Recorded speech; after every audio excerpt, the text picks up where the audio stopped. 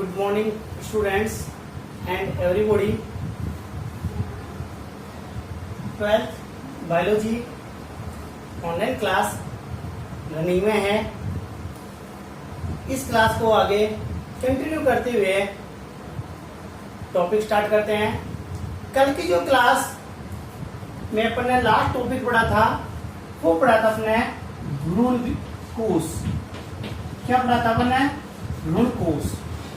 और ये भ्रूणकोश topic complete होने के साथ ही लेसन नंबर 2 कंप्लीट हो गया था। लेकिन कल जैसे लेसन कंप्लीट हुआ और क्लास ऑफ की गई तो उसमें ये कहा था कि कुछ क्वेश्चंस हैं या कुछ चीजें जो पार्ट में कुछ रह गई हैं, एक्स्ट्रा हैं, उनको नेक्स्ट क्लास में बताया जाएगा।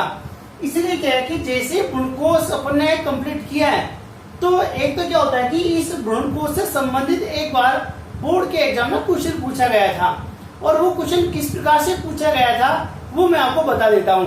कई बार इसकी पुनरावृत्ति हो जाती है क्वेश्चनों की या इससे संबंधित कोई ऐसे क्वेश्चन आ जाते हैं तो वो क्वेश्चन अपन को करने में आसानी रहती है। क्वेश्चन कैसे आया था? क्वेश्चन था यदि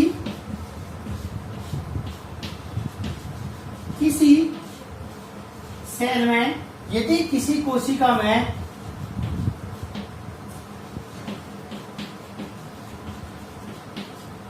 गुणसूत्रों की संख्या 24 है। कितने हैं? 2n बराबर 24 ये अपन को दे रखा था। तो इसे पूछ कह रहा था कि यदि किसी कोशिका में गुणसूत्रों की संख्या 24 है तो निम्न सेल्स में गुणसूत्रों की संख्या बताइए। ये क्वेश्चन आया था बोर्ड में 2 नंबर में। यदि एक कोशिका या किसी कोशिका, यदि एक कोशिका में गुणसूत्रों की संख्या 24 है, उसमें दिया था कि 2n बराबर कितने हैं? 24 हैं। तो निम्न कोशिकाओं में गुणसूत्रों की संख्या बताइए। वो कोशिकाएं कौन कौन सी हैं मैं लिख देता हूं। नंबर 1 प्रतिमुखी सेल, प्रतिमुखी कोशिका। नंबर 2 द्वितीयक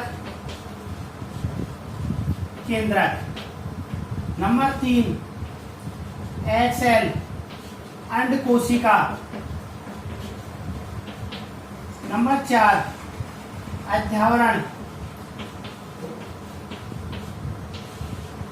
नंबर 5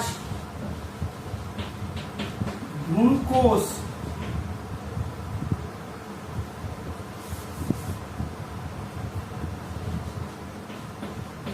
भ्रूणकोश और इसके कोष्ठ में लिख रखा था जिम्नोस्पर्म।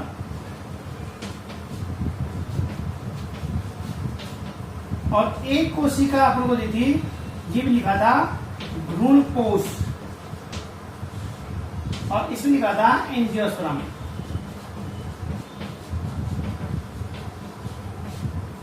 ये क्वेश्चन था।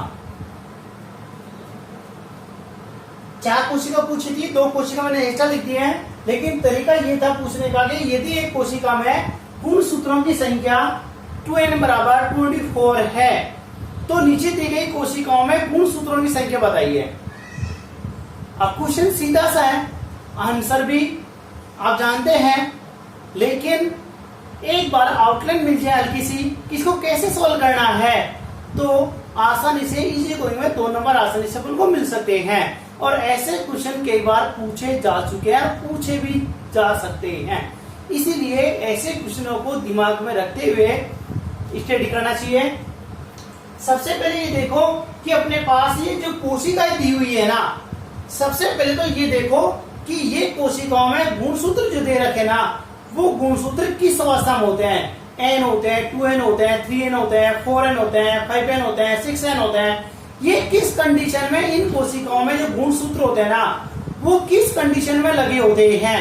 इस चीज को ध्यान में रखते हुए अपन को क्वेश्चन सॉल्व करना है। तो सबसे पहले अपन ये देखें, यदि इसी क्वेश्चन का यदि अपन आंसर दें, क्या दें, इसका यदि अपन आंसर सॉल्व करें, तो इसके आंसर सॉल्व करने से पहले जो कोशिका दे रखेगा, सबसे पहले इन कोशिकाओं की गुणसूत्रीय अवस्था देखेंगे। देखो सबसे पहले मैं आपको स्ट्रक्चर बनाता हूं छोटी सी।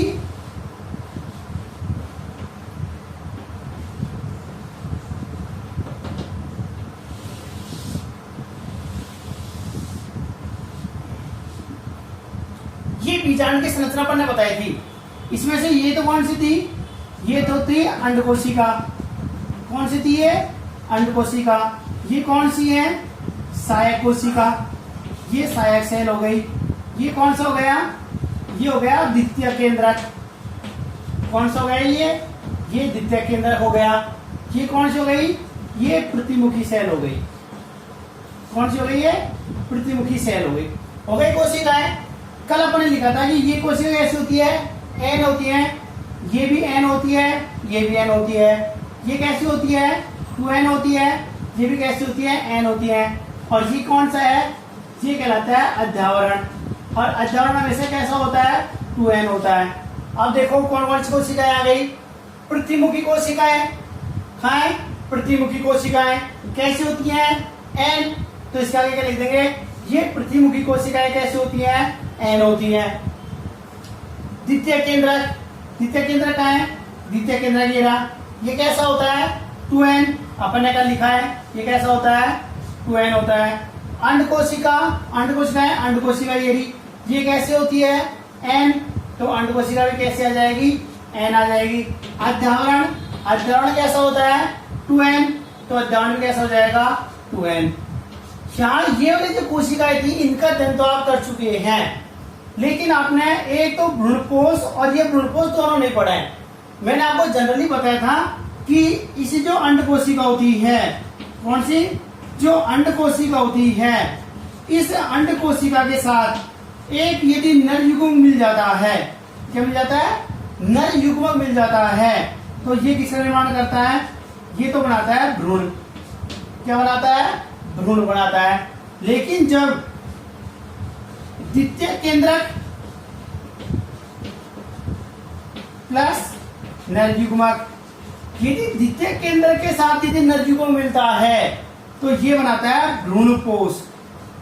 क्या बनाता है ये बनाता है भ्रूणपोष। देखो 2n और ये कैसा होता है, n। 2 रे 3, तो ये कैसा हो गया, ये 3n हो गया। कैसा हो गया, ये 3n हो गया। इसीलिए अंडकोशिका कैसी होती है, n। नरयुग्मक कैसा होता है, n। तो भ्रूण कैसा हो गया, 2n हो गया।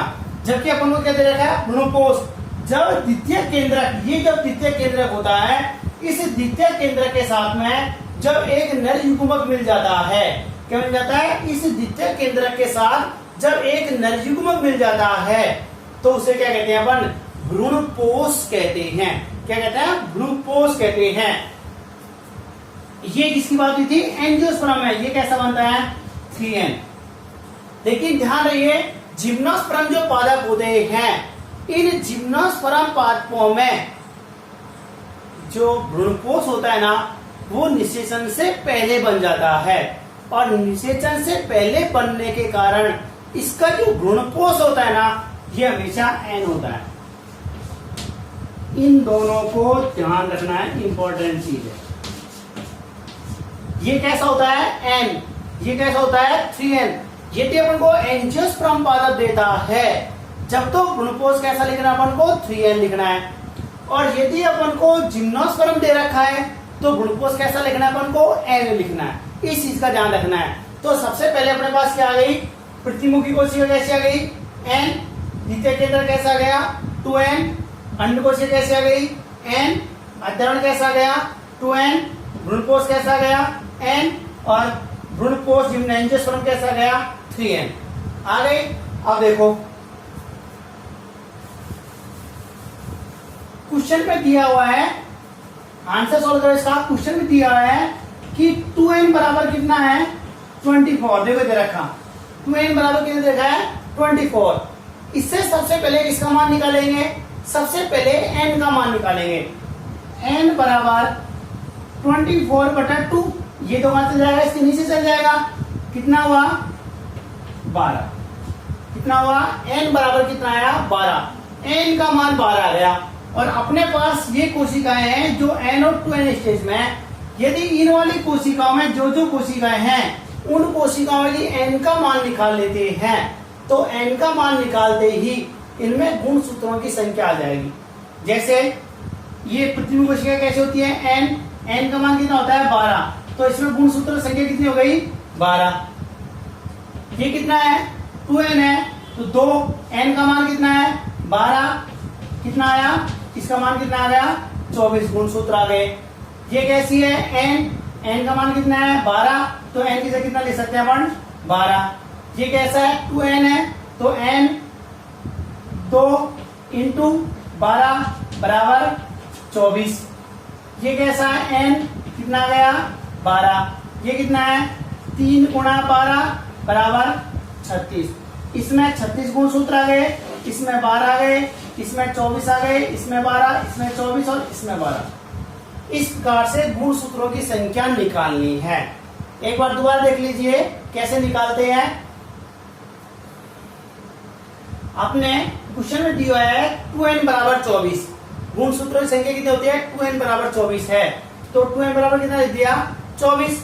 n का मान निकालें, n का मान निकालेंगे तो n बराबर 24/2, कितना है n का मान 12। जैसे n का मान 12 आया है तो इन कोशिकाओं में n का मान रख दो, उस कोशिका में गुणसूत्रों की संख्या आसानी से निकल जाती है। देखो प्रतिबिंब कोशिका कैसे होती है n, तो केवल n का मान रखना है, n बराबर कितना होता है 12, तो इसमें गुणसूत्र संख्या कितनी आ गई 12। प्रतिमुखी कोशिका में गुणसूत्र संख्या कितनी हो गई 12। ये कैसा है द्वितीय केंद्रक, द्वितीय केंद्रक बराबर क्या होता है 2n बराबर 2 का मतलब 2, n का मतलब 12, 12 दूना 24, कितने गुणसूत्र है 24। ये कोशिका कैसी होती है n बराबर कितना है 12, इसमें भी 12, अत्यावरण 2n, n 2 और n का मान 12 24। जिम्नोस्पर्म में n ही होता है, इसलिए इसका मान कितना है 12, और ब्रोंकोस एंजियोस्पर्म कितना होता है 3n होता है, इसलिए 3 इंटू 12 थी 36। इस प्रकार से गुणसूत्रों की संख्या यदि हम लोग कोशिकाओं में दी हुई हो तो इस प्रकार से गुणसूत्रों की संख्या आसानी से निकाल सकते हैं। आगे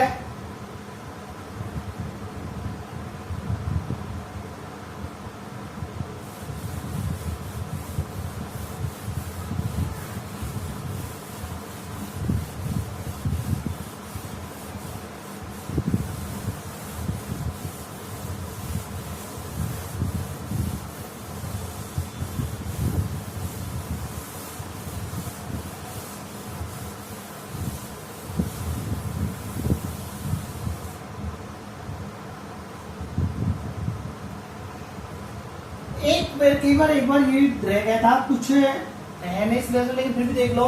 एक आता है पराग कोषों का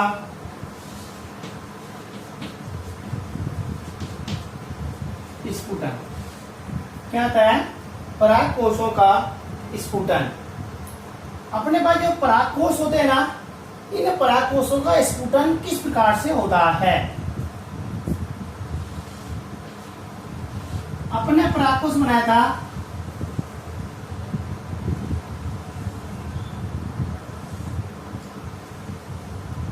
ये परागकोश बनाया था सबसे पहले। जब अपने नर युग्मोद्भिद संरचना और विकास प्रारंभ किया था तो पुमन की संरचना में अपने ये संरचना बनाई थी। ये क्या कहलाते हैं, ये कहलाते हैं परागकोश। क्या कहलाता है ये परागकोश कहलाता है। स्फुटन, स्फुटन का मतलब होता है फटना। क्या होता है स्फुटन का मतलब होता है फटना। और जो परिपक्व लघु बीजाणुधानी थी ना, उस परिपक्व लघु बीजाणुधानी में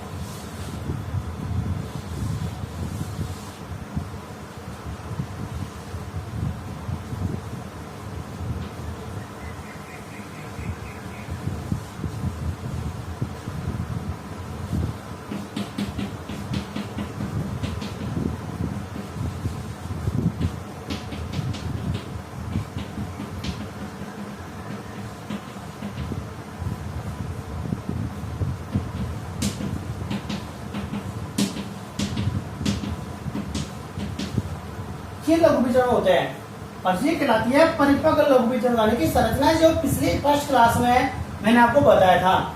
लेसन नंबर 2 पीरियड फर्स्ट में ये वाला टॉपिक आपको दोबारा मिलेगा। उस पीरियड नंबर 1 में आप दोबारा इसको खोल के देख सकते हैं। ये वाले जो भाग होता है ना, ये वाला भाग होता है स्फुटन। कौन सा भाग होता है? ये स्फुटनशील भाग होता है। ये स्फुटनशील भाग होता है, यहाँ से फटने वाला भाग होता है ये। और जो आपने पढ़ी थी अंतस्थ परत या अंतस्थ त्वचा पढ़ी थी, एंडोडर्मिस एंडोथीशियम आपने पढ़ी थी। एंडोथीशियम जो परत थी, अपन ने कहा था कि एंडोथीशियम जो परत होती है, ये एंडोथीशियम परत कैसी होती है? ये आर्द्रता ग्राही होती है। कैसी होती है? ये आर्द्रता ग्राही होती है। और जो एंडोथीशियम परत जो आर्द्रता ग्राही होती है ना, ये आर्द्रता ग्रहण करने के बाद में ये स्फुटन दर्शाती है। तो इनका जो स्फुटन होता है ना, ये कब फटेगी? जब अपने पास जब लघु बीजाणु दानिका परिपक्वन हो जाता है। क्या? जब लघु बीजाणु दानिका परिपक्वन हो जाता है, तो परिपक्वन के बाद में एंडोथीशियम कोशिका आर्द्रता ग्राही प्रकृति की होती है, जो नमी का अवशोषण कर लेती है। जैसे नमी का अवशोषण होता है, तो इस स्फुटनशील भाग से यहाँ से पराग कोषों का स्फुटन हो जाता है और परागकण या लघु बीजाणु मुक्त हो जाते हैं। इस क्रिया को क्या कहते हैं? पराग कोषों का स्फुटन कहते हैं। अब देखो इनका स्फुटन कितने प्रकार का होता है। एक होता है इसके प्रकार, स्फुटन के प्रकार। नंबर 1 होता है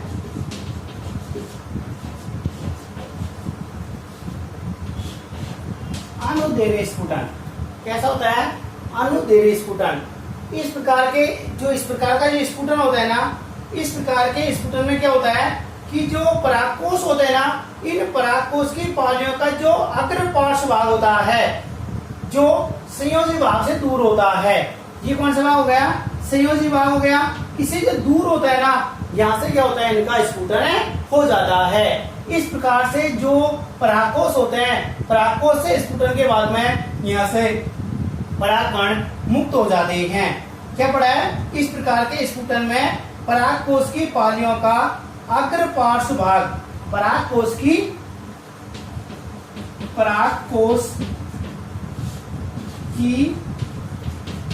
पालियों का अग्र पार्श्व भाग जो संयोजी तंतु से दूर होता है,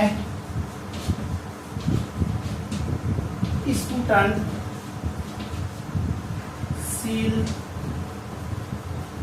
भाग परागकोश की पराग पालियों का अग्र पार्श्व भाग जो संयोजी तंतु से दूर होता है, स्फुटनशील भाग होता है। और यहाँ से परागकोशों का स्फुटन हो जाता है। इस प्रकार से जैसे परागकोशों का स्फुटन होता है, तो परागकोशों का स्फुटन होते ही यहाँ से परागकण मुक्त हो जाते हैं। आपने गुड़हल है, कपास है, धतूरा है, गुड़हल, कपास,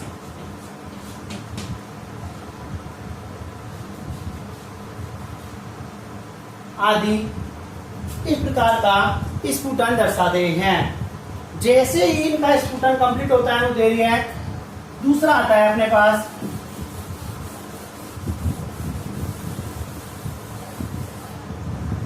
दूसरा आता है अनुप्रस्थ।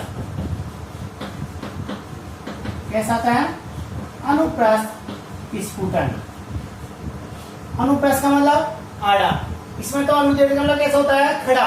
कई बार आपने देखा हो ना कि जैसे कई बार कोई चीज ये क्या अपने पास परागकोश है, इस परागकोश का स्फुटन यदि यूं खड़ा होता है, अनुदैर्घ्य का मतलब खड़ा होता है, और अनुप्रस्थ का मतलब कैसा होता है? आड़ा होता है। कुछ पादप होते हैं, उनके जो स्फुटन होता है ना, वो खड़े प्रकार का होता है, वो यूं भी खुल जाते हैं, तो उसको अपन क्या कहते हैं? अनुदैर्घ्य। और जो अनुप्रस्थ होता है ना, इस अनुप्रस्थ में क्या होता है, इस प्रकार का जो स्फुटन होता है ना, इस प्रकार के स्फुटन में क्या होता है, जो परागकोश की भित्ति होती है ना, ये अनुप्रस्थ तल में फट जाती है। कहाँ फट जाती है ये परागकोश भित्ति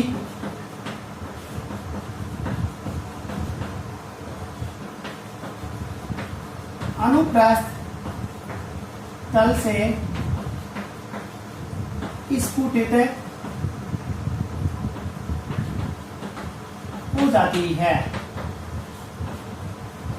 एग्जाम्पल, तुलसी। आपने खूब देखा है, जो तुलसी होती है ना, उसका स्फुटन इसी प्रकार का होता है और यहाँ से अनुप्रस्थ तल से जैसे भित्ति फटती है, यहाँ से परागकण मुक्त हो जाते हैं। तीसरा आता है अपने पास में कपाटी स्फुटन। कैसा आता है, कपाटी स्फुटन। कपाटी स्फुटन में क्या होता है कि इसमें परागकोश की भित्ति होती है ना, परागकोश भित्ति 1, 2 या अधिक कपाटों से टूट जाती है। एग्जाम्पल, दालचीनी में इसी प्रकार का स्फुटन पाया जाता है। और नंबर 4 जो अपने पास स्फुटन आता है, नंबर 4 में आता है सैरंध्री। कौन सा आता है, नंबर 4 आता है सैरंध्री स्फुटन। सैरंध्री का मतलब रंध्र युक्त, रंध्र सहित। इस प्रकार का जो स्फुटन होता है ना, इस प्रकार के स्फुटन में क्या होता है कि जो परागकोश की भित्ति का ऊपरी सिरा होता है, परागकोश भित्ति का ऊपरी सिरा एक छिद्रनुमा संरचना में फूटता है और परागकोश यहाँ से मुक्त हो जाते हैं। आपने एग्जाम्पल, बैंगन, आलू, सोलेनम जो प्रजाति होती है उनमें इसी प्रकार का स्फुटन होता है। लघु बीजाणुधानी का स्फुटन अपन ने 4 प्रकार से बताया कि परागकोश किस प्रकार से स्फुट होते हैं। नंबर 1 अनुवेरीय है। इसमें क्या होता है, परागकोश की पालियों का अग्रपार्श्व भाग जो संयुक्त तंतु से दूर होता है वो स्फुटनशील भाग होता है, वहां से वो फट जाता है। अनुप्रस्थ स्फुटन, इसमें क्या होता है, परागकोश भित्ति होती है ना, अनुप्रस्थ तल से स्फुटित हो जाती है। एग्जाम्पल, तुलसी। तीसरा आता है कपाट स्फुटन। इसमें परागकोश भित्ति 1, 2 या अधिक कपाटों से ये फट जाती है। और तीसरा आता है अपने पास सैरंध्री। इसमें जो कपाटी होता है ना, इसमें क्या होता है कि जैसे मान लो अपने पास ये कोई परागकोश है, तो इस परागकोश में क्या होता है यहाँ से कि बीच का ये वाला भाग, जैसे मान लो ये भाग कैसे हो गया, ऐसे कपाट के रूप में खुल गया, हल्का सा कैसे होता है, यहाँ से एक छिलका सोएगा और छिलका से क्या होता है बाहर निकल जाता है, इसको अपन क्या बोलते हैं, कपाटिया बोलते हैं। और एक होता है सैरंध्री, तो यहाँ से ऊपर एक क्या होता है, एक छिद्र सा उत्पन्न हो जाता है और यहाँ से छिद्र होता है ना, यहाँ से परागकण बाहर निकल जाते हैं, इसको अपन क्या बोलते हैं, सैरंध्री कहते हैं।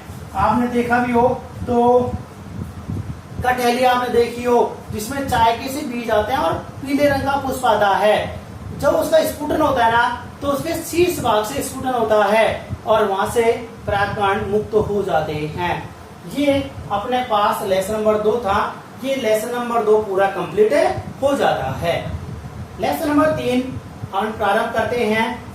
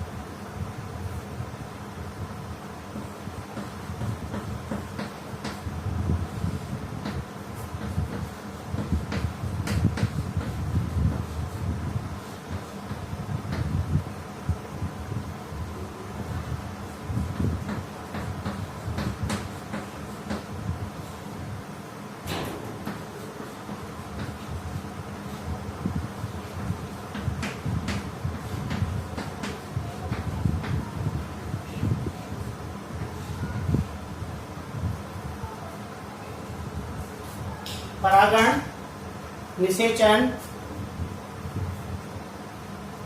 भ्रूणपोष एवं भ्रूण का परिवर्धन।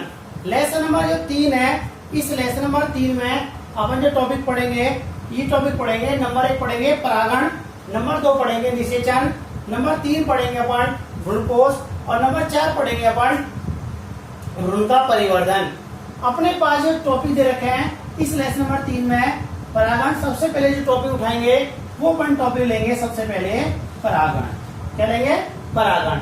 उसके बाद में पढ़ेंगे निषेचन, उसके बाद में पढ़ेंगे भ्रूणपोष, जो मैंने अभी आपको क्वेश्चन में भी बताया था कि भ्रूणपोष कैसा होता है, भ्रूणपोष का निर्माण कैसे होता है, ये इसका पूरी डिटेल अभी कितने प्रकार का होता है वो इस वाले पार्ट पढ़ेंगे। वहां मैंने सिर्फ ये कहा था कि भ्रूणपोष होता है ना, ये कितने कोशिकी होता है, इनका निर्माण कैसे होता है शॉर्ट में बताया था, और ये कितने प्रकार के होते हैं वो इस लेसन में पढ़ेंगे। और लास्ट पढ़ेंगे कि भ्रूण का परिवर्धन, आवर्त बीजी पादपों में भ्रूण का परिवर्तन किस प्रकार से होता है। तो सबसे पहले टॉपिक अपन लेते हैं परागण। क्या लेते हैं? परागण।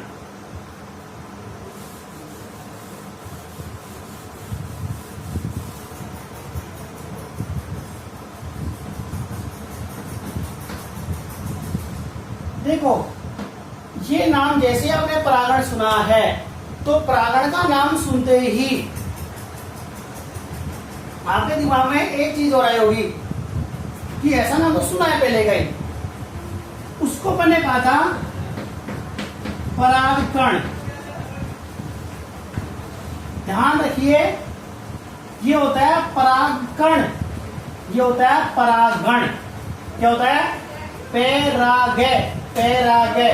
केवल इसके बाद में अणे आ रहा है, इसके बाद में क्या आ रहा है बीच में, इसलिए ये मत कहना कि के का ही अंतर है, के का अंतर नहीं है। अपने पास जो परागण और परागकण ये दोनों अलग अलग हैं।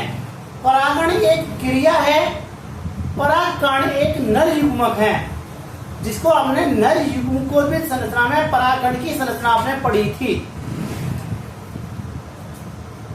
ये परागण होता क्या है? परागण क्या एक क्रिया है, परागण क्या होता है? देखो,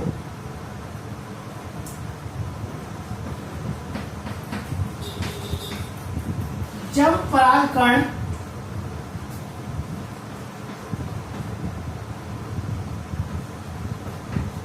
परागकोश से मुक्त होकर जब परागकण परागकोश से मुक्त होकर उसी पुष्प की वर्तिकाग्र या किसी माध्यम से सह जाती है, पुष्प की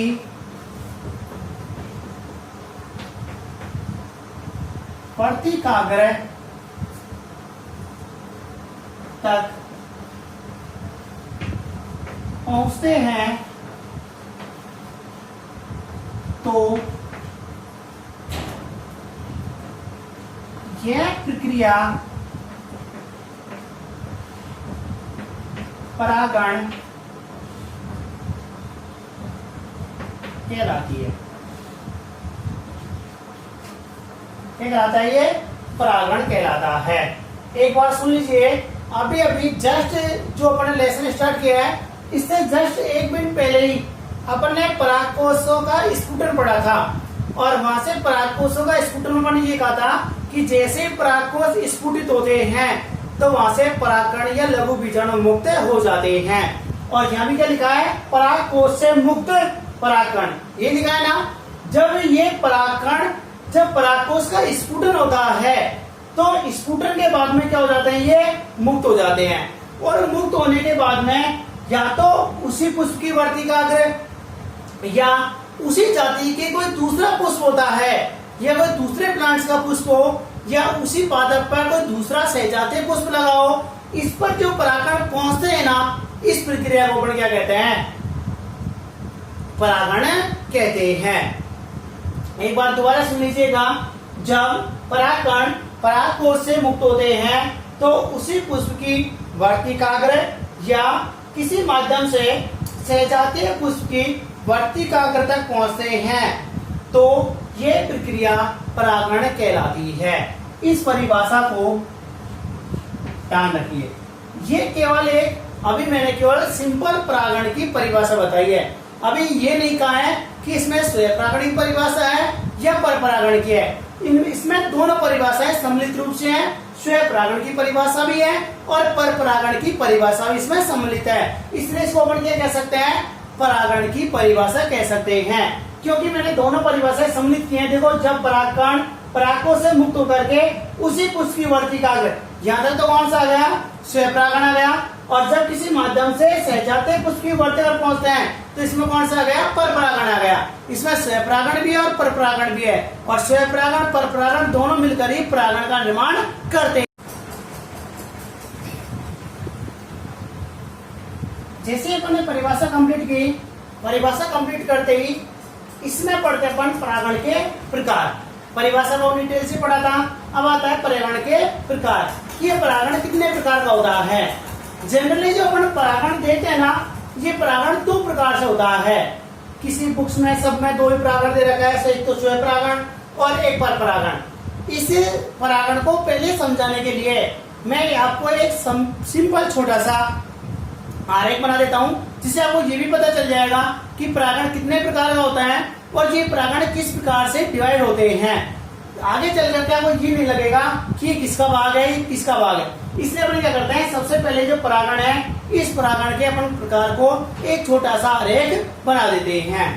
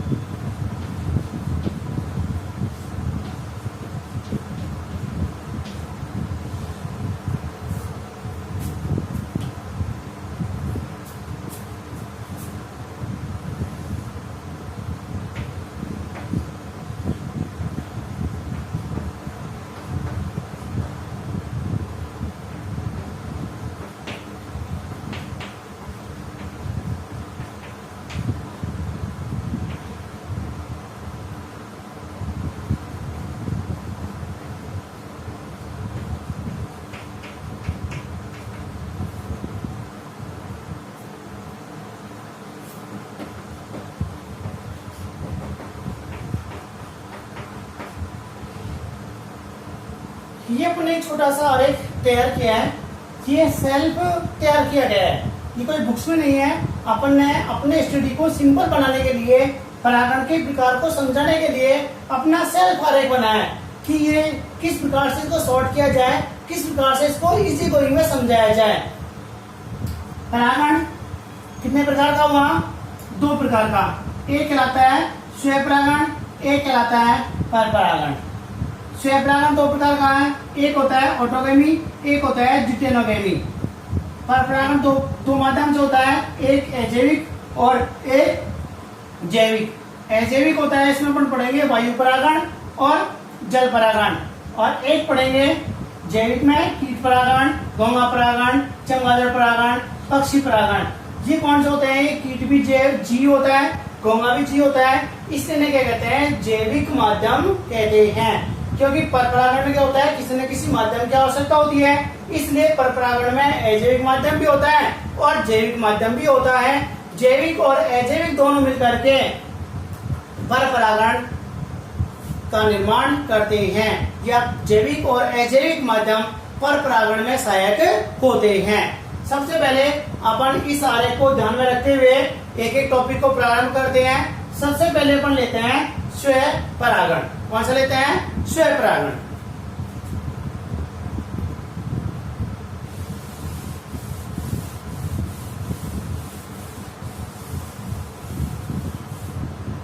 देखो स्वयं परागण क्या होता है।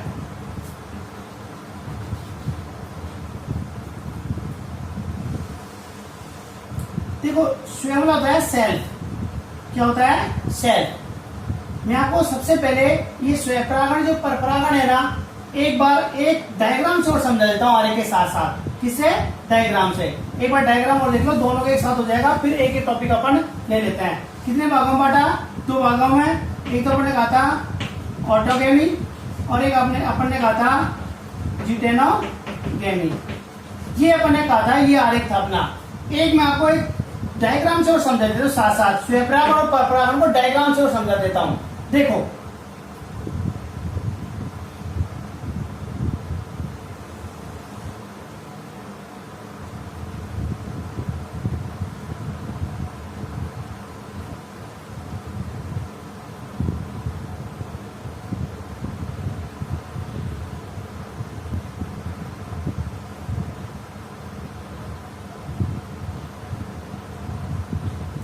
एक फ्लावर ये हो गया, एक पुष्प ये हो गया।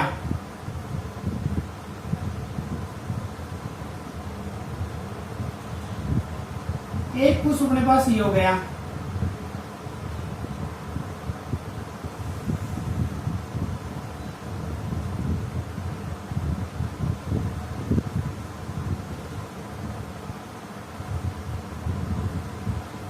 एक फ्लावर ये हो गया।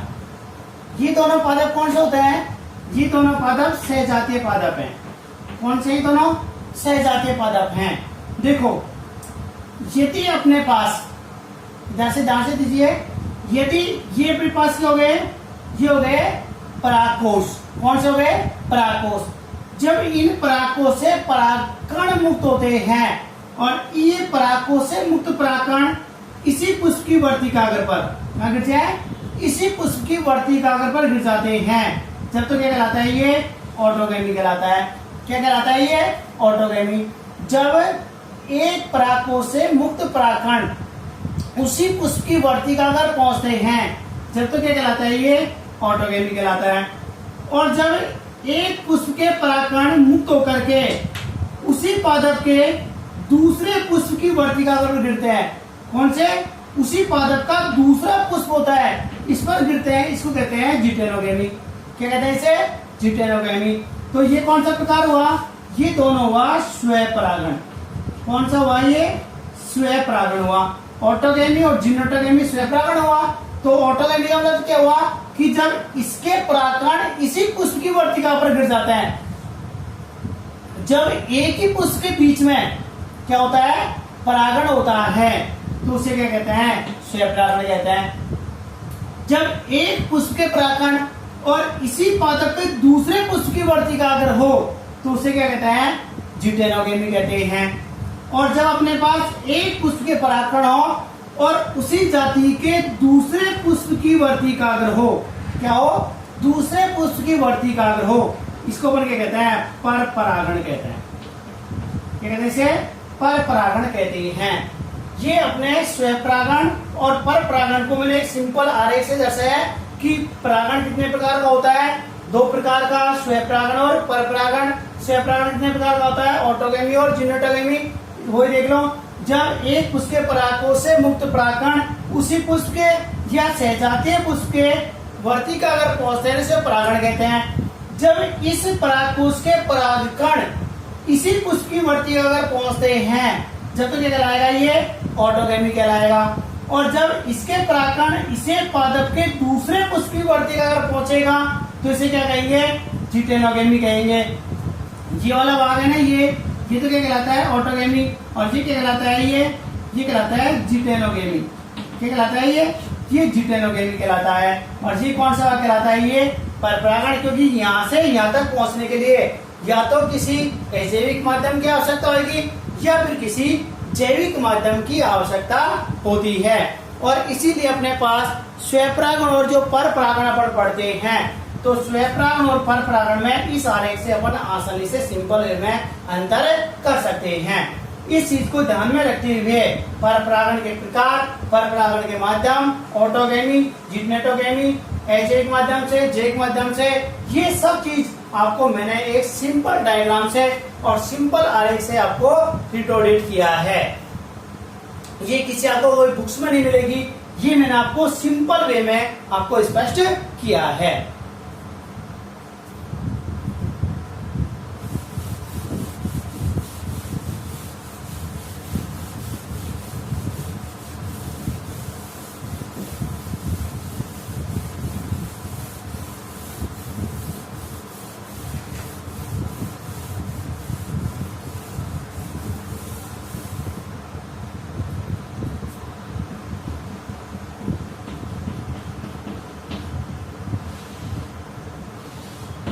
स्वपरागण,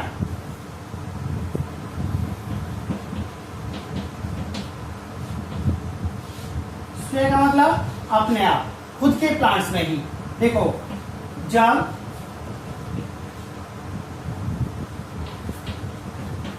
परागकण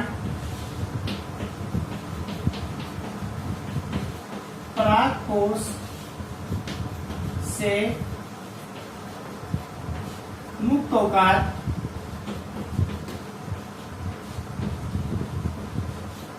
उसी पुष्प की वर्तिकाग्र या उसी पादप पर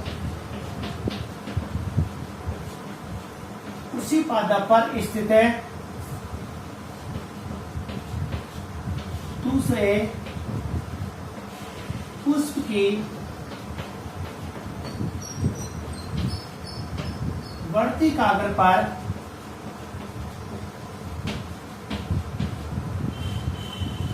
पहुंचते हैं तो इसे स्वपरागण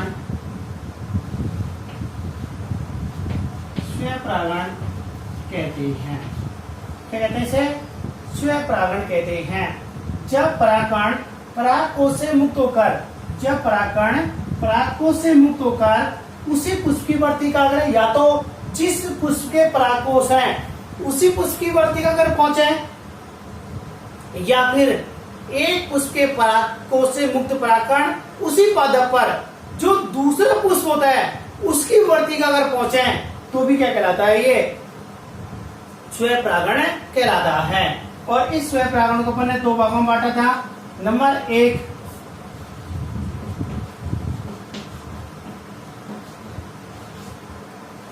ऑटोगेमी और नंबर 2 जिटेनोगेमी।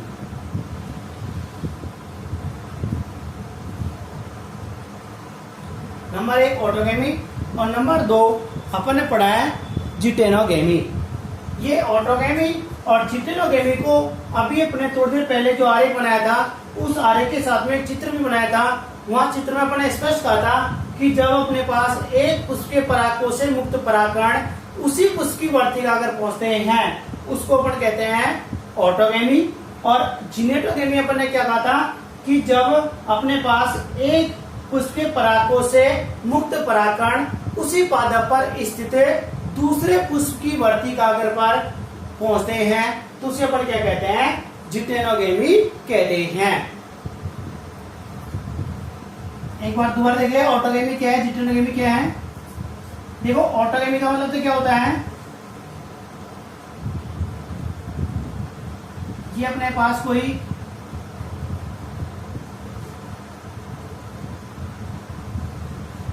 ये फ्लावर है, ये परागकोश हो गए,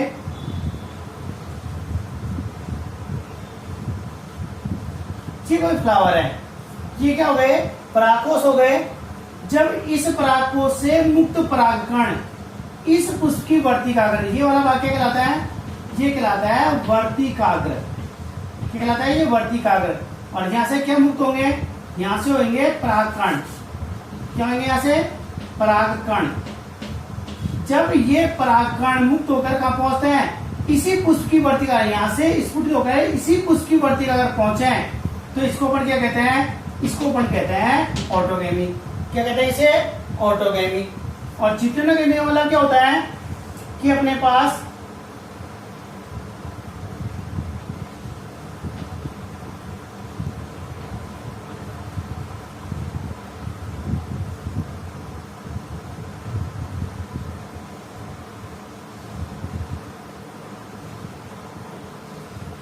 एक ही प्लांट्स पर दो पुष्प हैं, जब इसके परागकोश से मुक्त परागकण इसकी वर्तिका अगर पहुंचे, कहां पहुंचे, इसकी वर्तिका अगर पर पहुंचे तो इसे अपन क्या कहते हैं, जिनेटोगेमी।